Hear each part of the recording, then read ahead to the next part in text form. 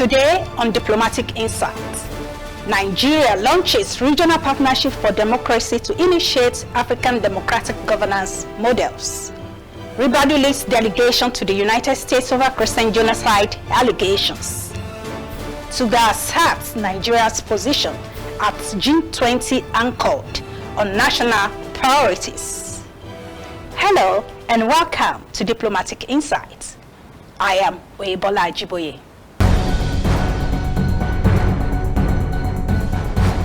In pursuance of the realization of the African Union's Agenda 2063 goal of silencing the guns and the United Nations Sustainable Development Goal 16 on peace, justice, and strong institutions, the Federal Republic of Nigeria, in collaboration with the United Nations Development Program, UNDP, has unveiled the Regional Partnership for Democracy, RPD, a framework to bolster public trust, fortify institutions, develop a democratic model uniquely suited to the African context and attuned to local realities. Also, a framework to address misinformation and disinformation and its adverse impacts on democratic processes and outcomes. The Regional Democracy Pact was signed at the Ministry of Foreign Affairs in Abuja by the Foreign Affairs Minister, Ambassador Yusuf Tuga, and the UNDP resident representative, Ms. Elsie Atafwa. Although Nigeria and the UN are the initial signatories, the federal government said the RPD is opened to all West African countries and is expected to expand to other regions, seeking sustainable African-rooted democratic models as its impact evolves. In his opening remarks, Ambassador Tuga made known that democratic governance in Africa is confronted by sobering and deeply complex challenges, including unrelenting political violence, decreased participation of citizens in decision-making processes, administrative impunity among political office holders, and declining judicial and media institutions. He insisted that many of Africa's governance problems originated from uncritical transplantation of governance models and values that do not adequately reflect cultural context, social norms, or historical experiences. Ambassador Tuga argued that such mismatches breed friction that manifest as democratic stagnation or abuses of power. Tuga pointed out that structural weaknesses ultimately bring about unconstitutional changes of governments or protracted political instability. He enlightened that the Regional Partnership for Democracy, RPD, aims to fix this anomaly by encouraging a sustainable democracy rooted in African values and attuned to local peculiarities, while drawing judiciously from global best practices. The ambassador added that RPD is more than a policy instrument, but it is President Bola Ahmed Tinubu's contribution and Nigeria's gift to the strengthening and flourishing of democracy in Africa. In Ms. Elsie's keynote address, she commented that Nigeria is charting a path for African-led, African-owned transformation. She affirmed that the signing of the Regional Democratic Pact is the beginning of a movement built on public trust and reaffirmed constitutionalism, making democracy deliver tangible benefits to citizens. The Regional Partnership for Democracy is not merely a program. It is a compact of values. It is Africa-led, regionally anchored, and globally significant, grounded in our belief that the answers to Africa's governance challenges lies within Africa itself. Through its 4 pillars, the Regional Partnership for Democracy will, first of all, strengthen democratic institutions and public accountability. Number 2, broaden inclusive citizen participation especially for women, youth, and persons with disabilities. Number 3, promote credible and transparent electoral systems. And finally, foster regional cooperation and peer learning so that democracy delivers for the people of West Africa.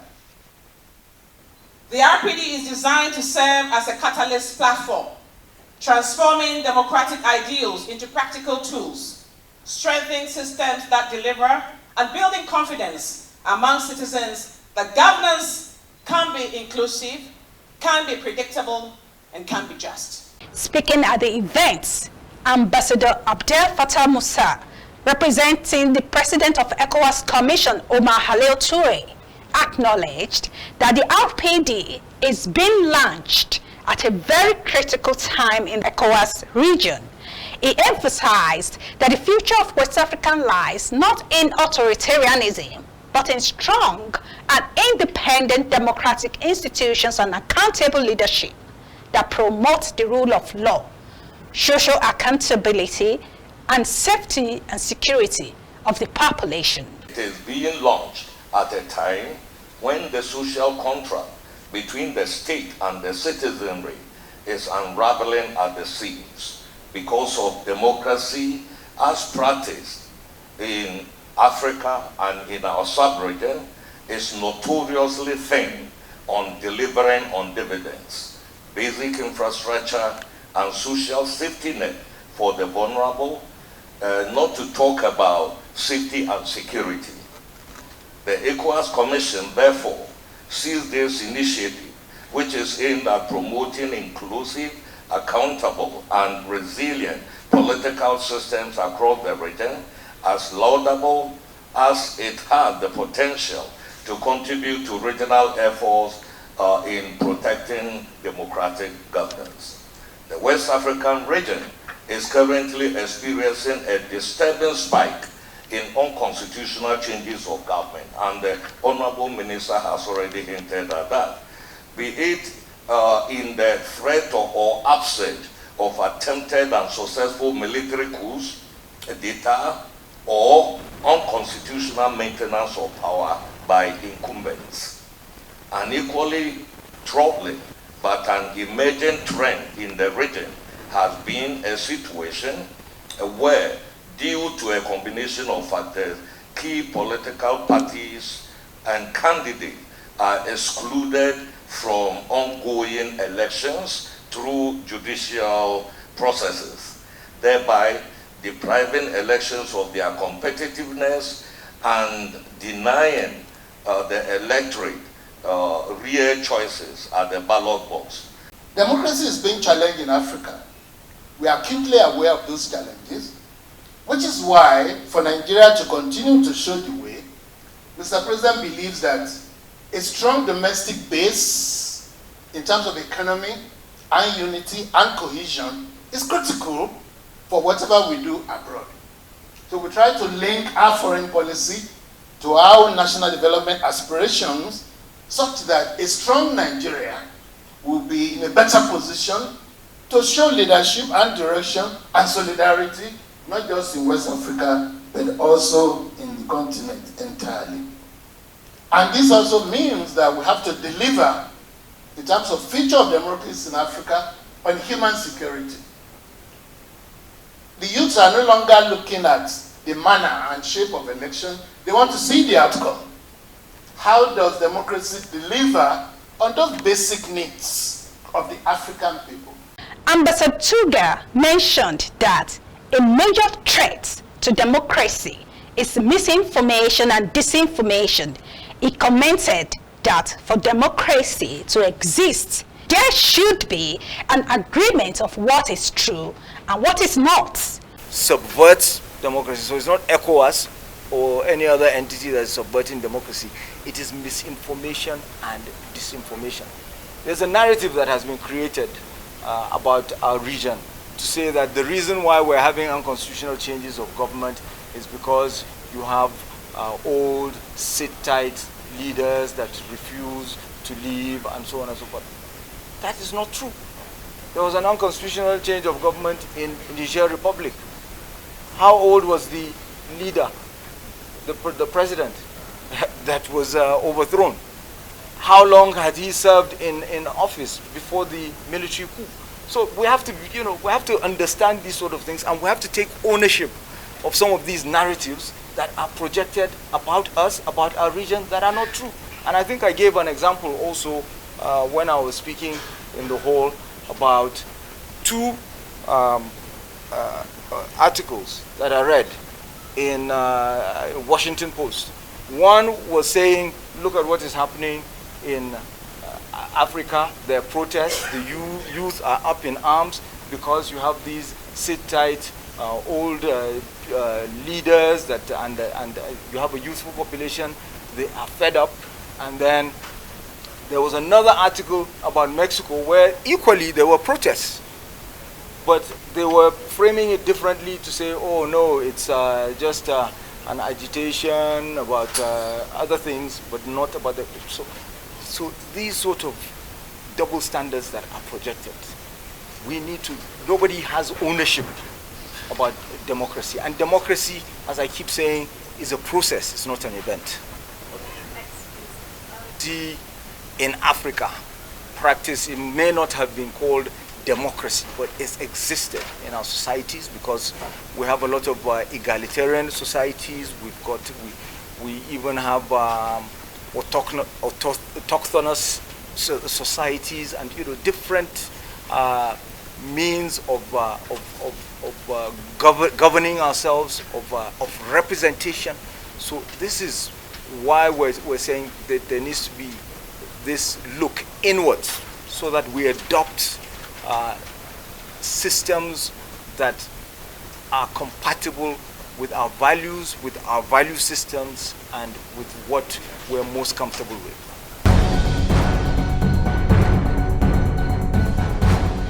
In an effort to counter the international narrative of persecution of Christians in Nigeria and collaborate on counter-terrorism, the National Security Advisor, No Ribadu, has led a high-powered delegation to the United States.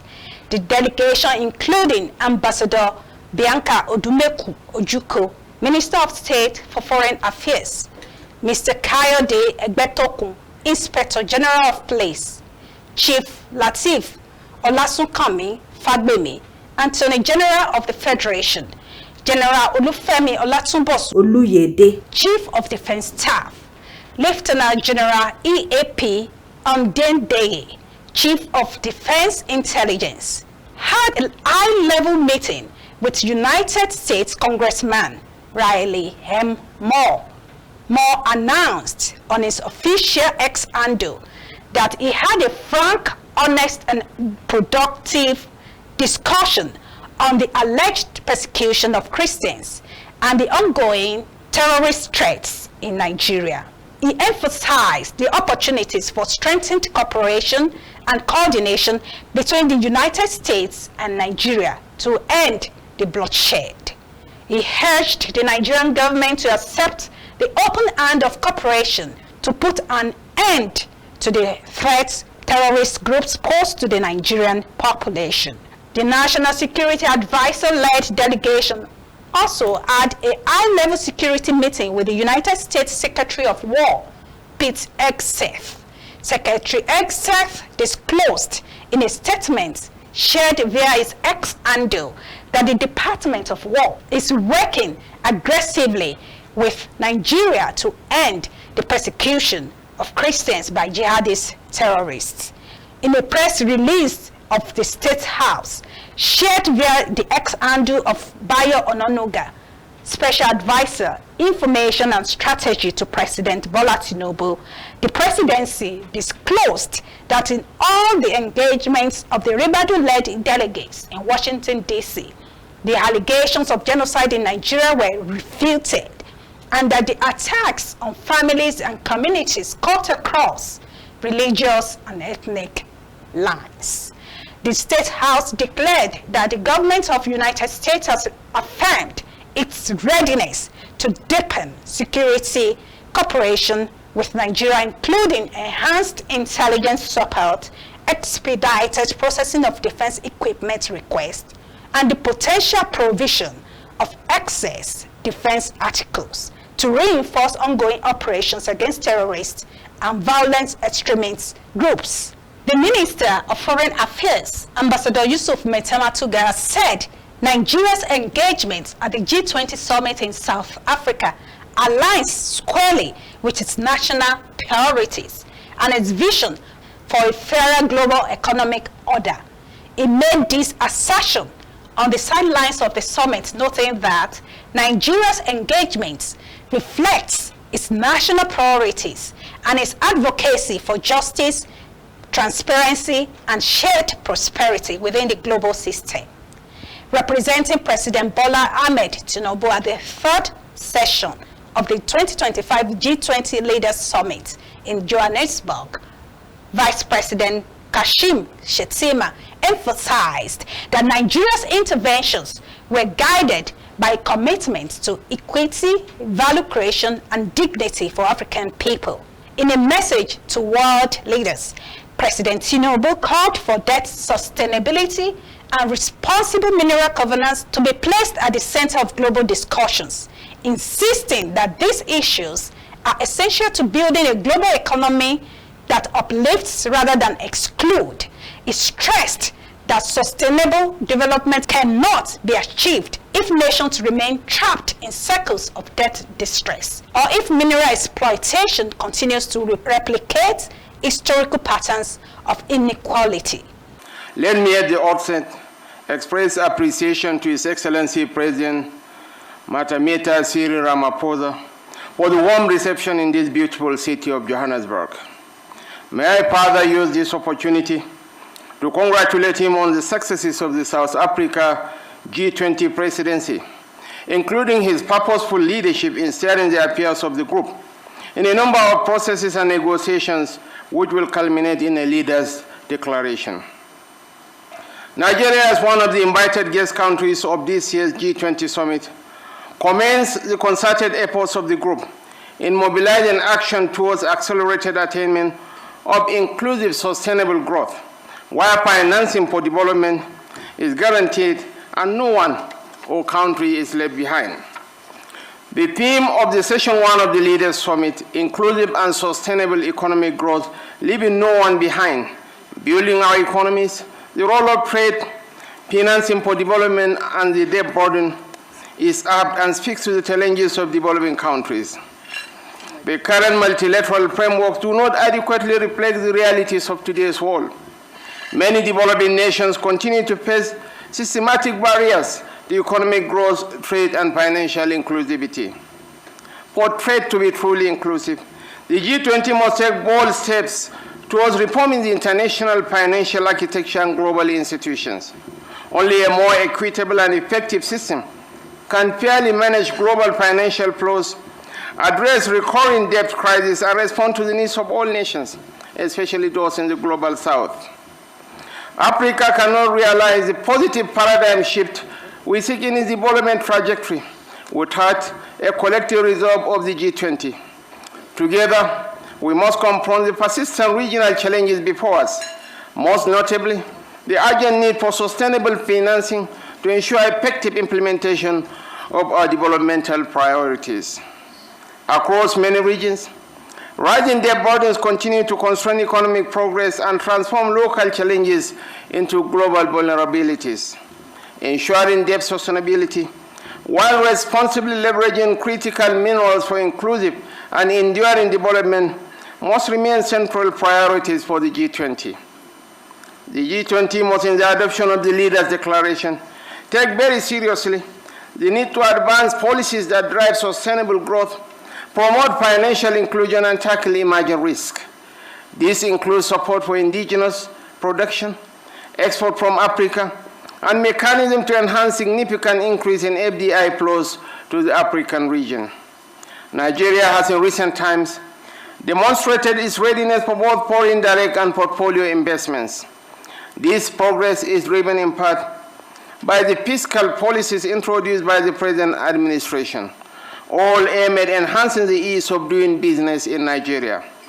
We are committed to establishing 1,000 active businesses in each ward in Nigeria, with a clear objective of stimulating our local economy through grassroots empowerment, skills acquisition, and job creation.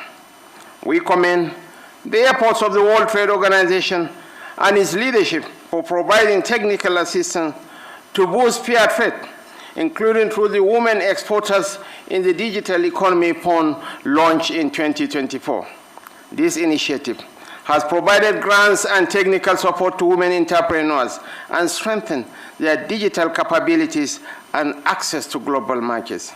The Nigerian delegation reaffirmed that Africa must no longer be viewed as a mere supplier of raw materials, but as a continent positioned for value addition, industrial transformation, and innovation. This shift, they argued, is key to achieving shared prosperity and breaking long-standing structural barriers across the continent.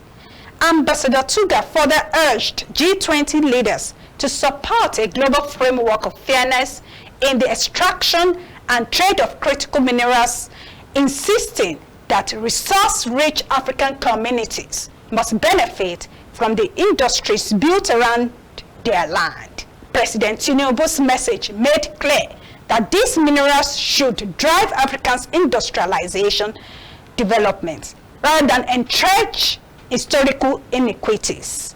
He also congratulated President Cyril Ramaphosa and the government of South Africa for the historical hosting of the first ever G20 summit on African soil, describing it as a landmark moment that affirms Africa's rightful place in global governance.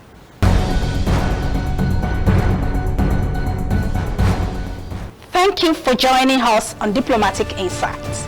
I'm Oyebola.